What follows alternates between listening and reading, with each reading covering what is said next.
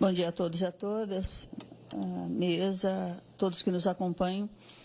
Às vezes as pessoas podem ver que a gente fica ali no celular, mas é que chega mensagem de todo momento do funcionalismo, dando sugestões, cobrança ou pedindo esclarecimentos. A gente atende e responde na medida do possível, e até algumas perguntas que vieram aqui do público para a mesa. O tema da saúde é um tema recorrente aqui. Eu, pelo menos, uso a palavra toda semana, todas as sessões de Câmara, para tratar desse tema, porque é um dos mais graves, acho que está atingindo mais a população como um todo. E o que nós estamos discutindo aqui da FUNSERV faz parte de um contexto geral do país e da vida de cada brasileiro. Fizemos uma audiência aqui, a vereadora Fernanda participou, o vereador Donizete, sobre o IANSP. O IANSP é o Instituto de Assistência do Servidor Público Estadual. Todos os servidores estaduais são obrigados a pagar o Instituto de Assistência 2% do seu salário, inclusive aposentados, 2 cargos, o IANSP. E aqui nós não temos um atendimento mínimo para os servidores estaduais. Hoje de manhã, minha irmã falava comigo, ela paga um convênio particular de R$ 1.600, é professora aposentada, falou, não consigo mais pagar esse convênio, eu vou só usar o IANSP agora. Eu falei, então venha para a luta, porque tem problemas seríssimos para o servidor estadual com relação ao IANSP, em que o servidor é obrigado a pagar a sua cota e o Estado não contribui com a sua cota regularmente nunca. E cada vez menos o orçamento do Estado coloca menos no caixa do IANSP. Então, um drama aqui na região, perto de 130 mil funcionários públicos estaduais que não têm um hospital com leitos, por exemplo, para atender esses servidores que pagam regularmente.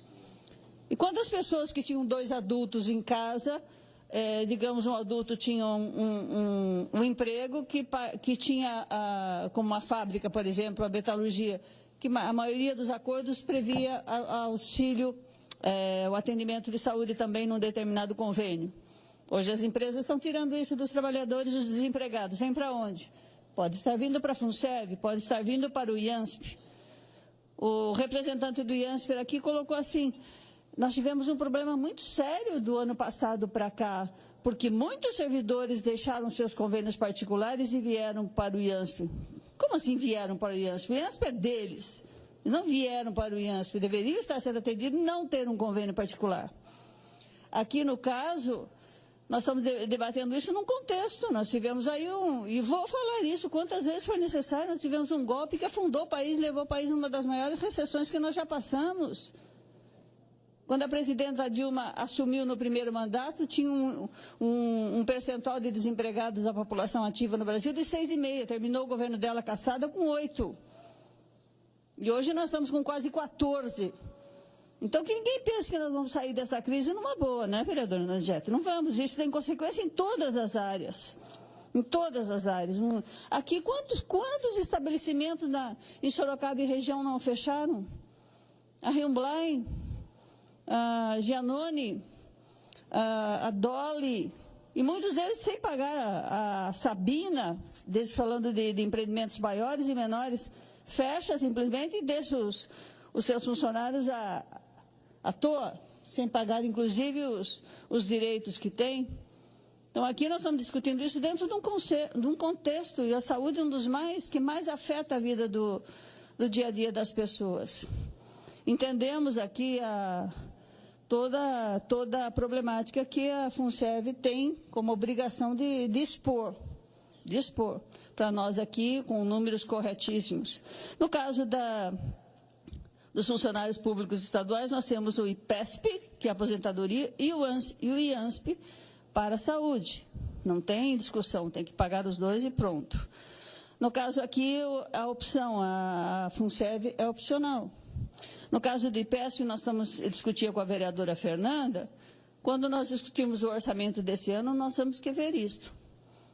Qual é a parte, da medida que o prefeito não dá nenhum aumento para o funcionalismo, e eu ouvia na rádio de manhã também 15% e 15,5% de aumento da energia elétrica.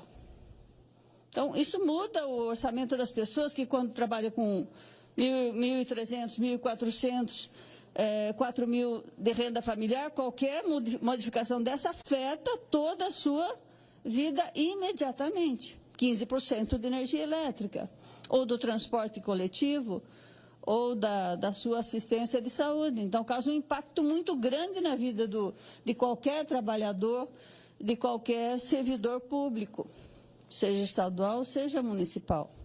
Por isso, a nossa preocupação muito grande aqui, com a direção da FUNSERV, procuramos melhorar. Entendemos que a contabilidade ali não vai se sustentar.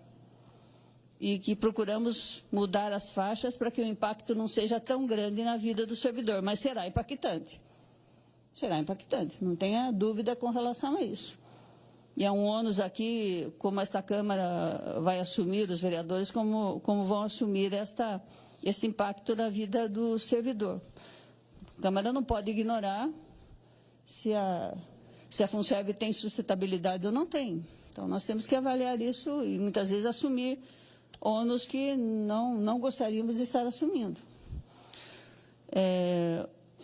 O sindicato está acompanhando, nos dá um pouco de segurança, porque o sindicato tem a obrigação de defender o servidor e também fazer esse tipo de avaliação. E eu penso assim nessas questões da terceirização, como foi muito colocado aqui. Se nós temos hoje o que o prefeito coloca do orçamento no déficit previdenciário da aposentadoria dos servidores, mensal é de 10 milhões. 10 milhões por mês para a aposentadoria dos servidores. Na medida que o prefeito Crespo, em audiência nesta casa, coloca, eu trabalharia com 2.000 funcionários sem nenhuma preocupação. Não farei mais concursos. Eu vou terceirizar. Para onde vai esse? Vou terceirizar diversos setores, como já está fazendo. Não faz concurso público. Hoje eu passei aqui no Centro de Referência da Educação, devia ter umas 400 pessoas na fila esperando para se inscreverem como professores seletistas, sem chamar um concursado, secretário. Tem concursados na fila, não sei como é que vai acabar essa história na Justiça, porque muitos recorreram à Justiça, como é que estamos chamando seletista quando tem concursado esperando para ser chamado. Principalmente na área da educação. E outros nem sequer houve, há 2 mandatos já, desde o governo Panuso, não houve a contratação de um médico novo, um concurso novo para médico ou equipes da área da saúde. Talvez essa questão vai ser resolvida na Justiça. Então, professores concursados estão aguardando enquanto se contrata seletistas. Então, é uma questão que pode trazer impactos aí no déficit previdenciário, não se contratar mais um funcionário público, os funcionários estão envelhecendo e se aposentando. Que impacto será esse? Como é que o prefeito responde a isso? É o orçamento de todos que vai pagar na medida que eu não renovo o funcionalismo, que eu não contrato mais ninguém, não há mais contribuintes e só pessoas se aposentando, só funcionários se aposentando? É uma questão muito séria isso. Então, que não se desligue tudo o que está acontecendo aqui da conjuntura nacional. Pode ser que a gente tenha alguma perspectiva de melhora com as eleições do final do ano e o presidente, senadores, deputados que sejam escolhidos. Porque, às vezes, quando eu escuto o noticiário do que os deputados e senadores estão votando, parece que enlouqueceram. Estão numa ilha da fantasia, votando coisas absurdas no Congresso Nacional até o final do ano, até o mandato desse presidente golpista terminar. Então, é espantosa a conjuntura, mas isso aqui não foge da conjuntura atual nós que estamos passando. Ah, por que tem tantos moradores de rua? Por que tem tantos moradores de rua que nós não tínhamos? Por que tem criança trabalhando nos faróis? Tudo isso é consequência imediata que aparece com relação à recessão e o desemprego que esse país está passando. Ah, os recursos do Fundeb estão diminuindo. Ah, por que será que os recursos do Fundeb estão diminuindo? Porque caiu a economia, entram menos impostos, menos recursos no Fundeb. O SUS, por que tem menos recursos no SUS? Por quê? Aliás, os cortes no SUS, farmácia popular, um programa maravilhoso para as pessoas que têm diabetes, hipertensão e outros que fazem uso de medicamentos contínuos, agora corta-se a farmácia popular. corta-se recursos da área do Ministério da Educação, do Ministério da Saúde, e não vamos nos esquecer, foi votada uma emenda à Constituição congelando os custos, congelando os repasses e os orçamentos por 20 anos das áreas prioritárias no país. Para mim, eu entendo que cidades pequenas vão falir. Se Sorocaba se vira, cidades pequenas vão falir. Os prefeitos pequenos de cidades pequenas não têm saída. Não tem saída se nós não dermos uma mudança radical. 400 municípios novos? Como é isso? Municípios novos? Não sei do que vão sobreviver. Não sei do que. 400. Cidades pequenas não têm saída. Eu vejo muitos prefeitos, inclusive, no limite de cassação, porque não estão respondendo com seus compromissos mínimos que fizeram durante a campanha, esquecendo que houve um golpe e esse país entrou numa recessão brutal. E sem perspectiva à frente de sair dela, a não ser com uma mudança radical no processo eleitoral.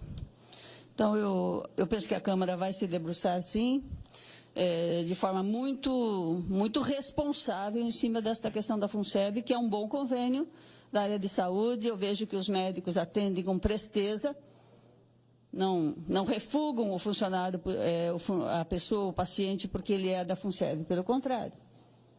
Não é como o IANSP. Médicos, hospitais não querem atender o funcionário estadual pelo modelo, pelo pagamento, pela forma de organização do IANSP, que é caótica. Aliás, com um rombo de 400 milhões que desapareceram e causaram a saída do superintendente e proposta de CPI na Assembleia para o Fundo de Assistência dos Servidores Estaduais. Então, coloco aqui que as propostas que vieram, as emendas que nós fizemos, outras que poderão vir, inclusive, com sugestões do funcionalismo e do sindicato, serão analisadas com a maior responsabilidade nesta casa. Obrigada.